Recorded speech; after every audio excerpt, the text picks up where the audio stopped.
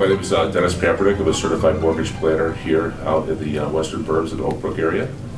Movement Mortgage, so we got to represent. My Dennis is from Movement Mortgage, right? Right.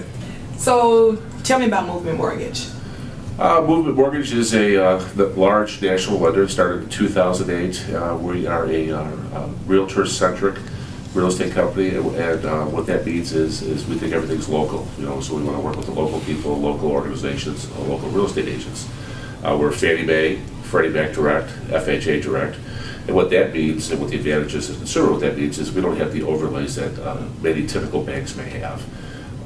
So that we can get more transactions done and get more people qualified for mortgages. So you said something that was really important. You said that the average bank can't really get done. What does that mean to like some consumers? Like as far as like them going to a bank to try to apply for a mortgage loan? Well, many banks, even though they're Fannie Mae, Freddie Mac, and FHA Direct, they have their own internal overlays, guidelines, where FHA says we'll do loans down to this credit score. We're at a 580 credit score. Okay. But a bigger bank says, well, even though FHA will do it, we want to have a 660 credit score. So that borrower that goes to a local bank and has it below a 660 credit score is going to be turned down by that bank. And they're going to think they don't qualify when in actuality they do. It's just because the bank of the bank's overlay. Okay. Let me ask you this. So let's say hypothetically speaking, you get a loan, a potential client, and you run their credit, right? Because that's generally how it happens. Right. You run their credit, and they are below 580, let's say 560. What do you do? Well, so what happens is I run their credit, we get all three credit bureaus, and then if they're below the minimum credit score requirement, I take a look at it and see what is it I can do to potentially raise that credit. I want to coach them up. Okay. And so we run through some credit analyzer tools that goes through there. It says if you do this, you do that, maybe some credit utilization, maybe pay off a collection, or maybe pay down some debt, or maybe even open a new credit card, and it'll help raise that credit score. And these tools will tell us what the potential impact of making those moves will do to help them raise their score. Then we get that information back. I send it right back to the credit agencies, and we get it scrubbed off in a matter of 10 business days. Okay. Versus people that if they're trying to do it themselves, they try to do it organically, it may take up to 60 days to happen. So you're telling me that you actually take the initiative as a mortgage broker, a loan officer? Right. Instead of just tossing this person to the side, you take the extra step and initiative to work with them on the credit. Exactly, yeah. I want to try to help everybody get qualified. So it sometimes it may take 30 days, it may take 60 days. If it's a longer project, I may refer them to somebody to help them do that. Okay. But if it's a short-term fix that I'm able to do internally, I certainly don't want to discard them. I want to help them, coach them up to get them and put them in that position to purchase. That's a real good thing. Now, do you charge for this? Yeah, well, it's a great rate. It's free. So it's all part of the service we add, yes. I like that. I mean, so you're not just out to try to get the loan. You truly are customer-based business. Yeah, I'm not transactional thinking. Very transactional. I'm not transactional, I'm relational. Okay. And I'm worried about the relationship because I want that consumer, that borrower, hopefully that friend, to enjoy the process, and then so that I'm referable, and the people that I work with become referable. I want that transaction to be a good experience for them, so we want to help them through that process. Okay, that's really good. Now you spoke on FHA, and I know I do a lot of business on the south side of Chicago, and doing a lot of business on the south side of Chicago, unfortunately, realistically, probably 75% of the loans are FHA. So when you have someone that's looking for an FHA condo, right? Right. What would you tell a realtor to look for in regards to looking for that condo? Well, FHA requires that the condominium association be approved by FHA before they will lend in that development. Okay. So in many cases, a lot of developments haven't taken the time to finish their FHA approval, or maybe they just haven't updated it because they expire after about 2 years. So what we do is we go that extra step and say, hey, we'll help you get that association approved. As long as the management association, as long as the board of that association is willing to work with us, we'll gather those documents, and we're in the process of doing one right now, where we gather all those documents that we need, we take them and we submit an FHA to get that FHA approval for that association. Okay. So that's not only for our loan and our borrower, or our person that wants to buy that development. That is going to be set up for the next 2 years for that association. Again, we don't charge for that as well. We do that for free. All about relationships. It's all about the relationship. I'm huge in relationship building. And then you turn around and basically, as that real estate agent, the real estate agent needs to be educated enough to basically let their client know, hey, you're only approved FHA, so we need to start looking for FHA condos. Correct. Not just looking for condos that's conventionally approved, because if you have a buyer that you pre-qualified or actually pre-approved, correct? Correct. And actually I want to get on that in a second too, but you pre-approve them, you need to make sure that they can either A, go conventional or FHA. If the property is FHA, then they can only look FHA. Correct. And I think that's something that consumers don't realize either. They think they have an approval and they can get any condo they want to, and that's not the case. Right. Yeah, the inventory is limited for FHA condos. It's not as expansive as it is for a conventional loan. So, right about now, I'm seeing a lot of new construction go up in Chicago. Not just on the north side, not just downtown. There's a lot downtown. But again, let's go back to the south side of Chicago. A lot of new condo conversions, that's coming back, which is huge. Once again, you have developers who are extremely smart, builders who are extremely smart, but they don't really understand the same concept about FHA, that this has to get approved. Right. How do you work with builders and developers in regards to helping them get these new developments approved, FHA? Well, what we do is we do the same process of getting a regular FHA, a regular condo approved, is we get the documents in and walk them through that process for that, pre-approval on that, to get that condo approved for FHA. Okay. So we have a whole condo team, and that's all they do is they work on condos. And so they work on that process, whether we're trying to get a VA approved, FHA approved, or approved for Fannie Mae and Freddie Mac. Let me ask you this. What would you say your most complex FHA loan was? My most complex FHA loan? Well, I mean, my most complex FHA client was... Well, yeah, that's a good one. Is because, the score was below 580, which we have a minimum credit score requirement. There was a foreclosure in their history. So we had to document the foreclosure and make sure that it was outside the waiting period. And we also had to work their credit score up to get them up to 580. So it took a matter of maybe 6 weeks before we got into the position to be able to purchase, to document that, and then we were able to march forward. And we got them up to, I think, a little over 620 credit score by the time we were ready, and they were able to buy a home. And you guys in charge for that? You didn't charge for that? No. Again, we're all about the relationship. We're not just transactional. We don't want the money down. We want to help them succeed, because we know that a long-term client is much better for us. Now, what is, you would say, the most newest happening products right now that you feel like is a huge niche? I think FHA is still a huge niche. I mean, they keep changing the guidelines. Just recently changed the guidelines regarding student loans, which will enhance that so more home buyers can qualify under that. Oh, tell me about that, because I know so many people's student loans. It's ridiculous. Well, the current guideline for FHA is they take 2% of that loan balance, and that is what the monthly payment is. That's included in the debt ratio. FHA coming, I think it's June 30th, they're changing it from 2% to 1%. So that's going to enhance more people to be able to qualify. And then right now, the sellers still can contribute 3% towards closing? On FHA, they could contribute up to 6%. Is that new? No, that's been the guideline the whole time. Really? Yes. It's 3% on conventional, depending on what the down payment is. It's a sliding scale on conventional, but FHA, it's up to 6% seller concessions. Okay, It's actual closing costs up to 6%. Really? Correct. So even if they're getting a 97% LTV? Well, FHA is 96.5%, 3.5% down. 96.5%. Right. 3.5% down, right. 3.5% down, and the seller still can contribute 6%? Correct. Okay. So, I've always thought I was like the mortgage queen, because I think I've had I don't know, but I started off in this business when I was like 16, 17 years old, so it's like I always felt like I knew mortgages with my eyes closed.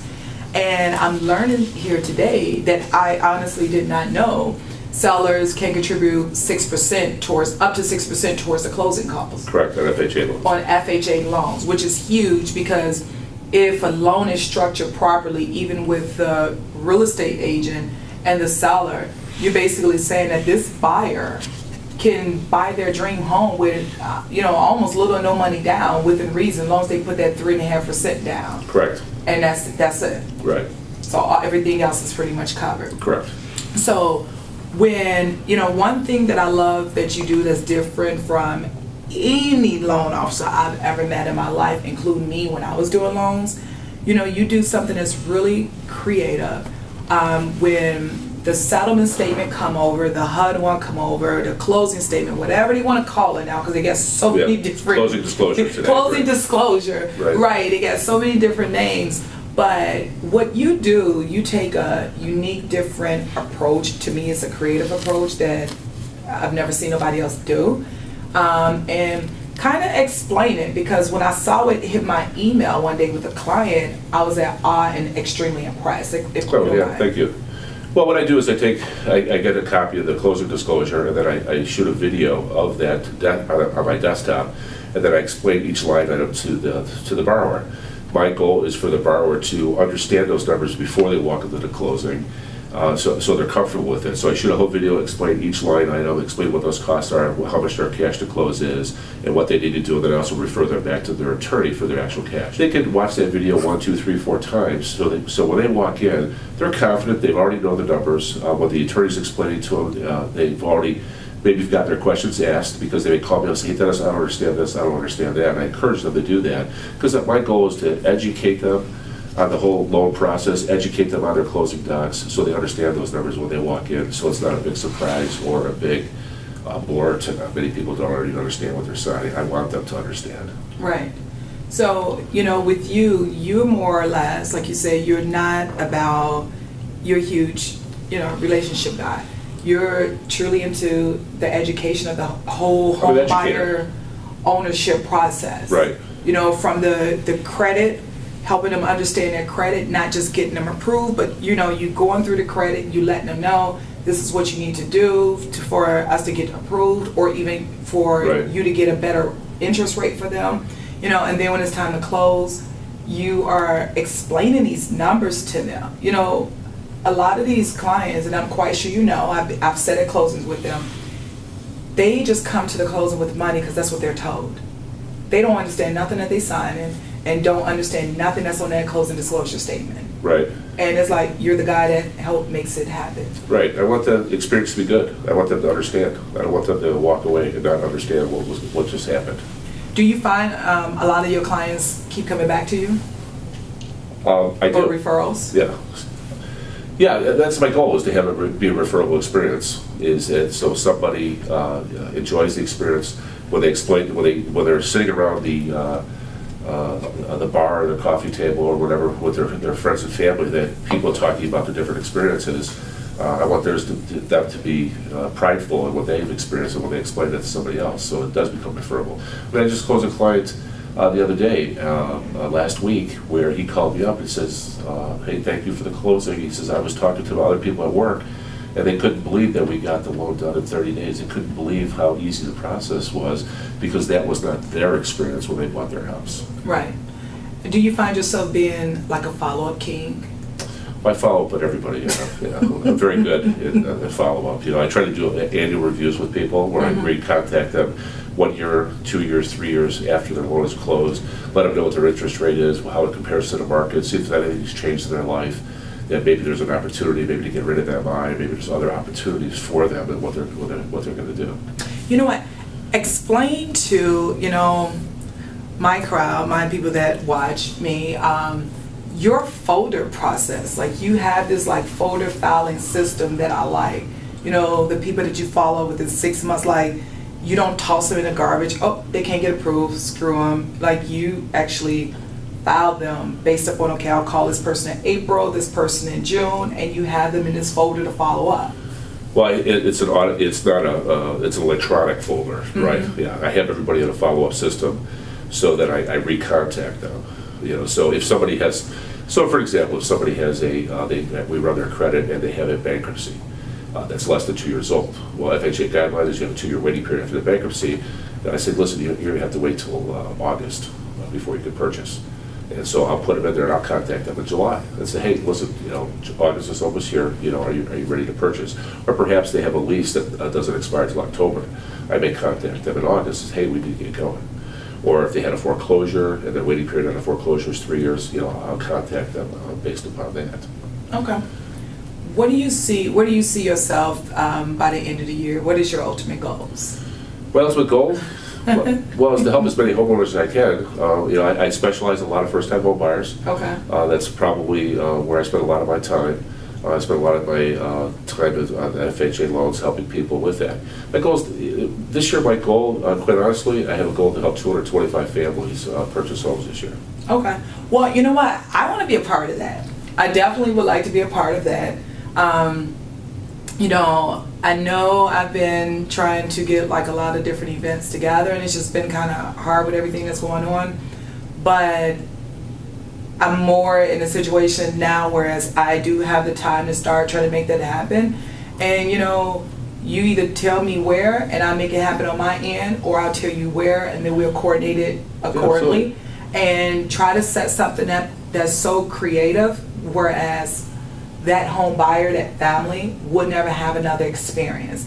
Because I'm like you, I'm all about relationship building. Right. I'm all about families, My daughter is with me everywhere, my son's with me everywhere, and my other son works for me. So I'm huge in relationships and families, and I would definitely like, for us to kind of collaborate, do some things together, and make it into something that's really big. Yeah, it'd be fun. So our goal is 225, you said? 225 families this year. 225. So how many families have you started so far? Well, I've got about 18 closing this month, so I'm on track. Okay. So then we got 200 and, how many numbers is that? 13? I don't know. Whatever. 225 subtracted from 18. We got that number right there. Right, we're getting there, yeah. We getting there. So look, let's do a follow-up. And I'm speaking this like right now. Mid-May, we're going to do our first event together. So it's going to be, Ebonie Caldwell Realty Portfolio, ECRP Real Estate Media, Dennis.Papiernik, Movement Mortgage. Let's do something really, really great in regards to, structuring everybody up with the credit, but then like a true first-time home buyer seminar. Great, yeah. I'd love to get out there, help educate people on the process, because I'm a heart of an educator, to help them on that process and walk them through that so they can understand what they can potentially do. Yeah. Because home ownership is so important. It not only creates a great family life, but it also creates wealth over time. The average renter is not going to create the same kind of wealth as the average homeowner is going to do. I agree with you. Well, Dennis, I thank you for allowing me in your office out here in Oak Brook. And this is like one of the most beautiful views there is. So if you're having one of those days that you're stressed out and you want to put some like whiskey and scotch in here. Right. That's why the windows don't open. See, this is like the perfect opportunity to do so. Well, Dennis, I always got to do my hug, and every time I see you, I have to hug. Thank you. Thank you. Here I got a book for you. Oh my God, this is awesome. Thank you. I'm definitely gonna read this. And during our seminar, I'll probably even start talking about this. Maybe I'll do something on this. There you go. So thank you. You're the best. Right, thank you. Thanks, Dennis.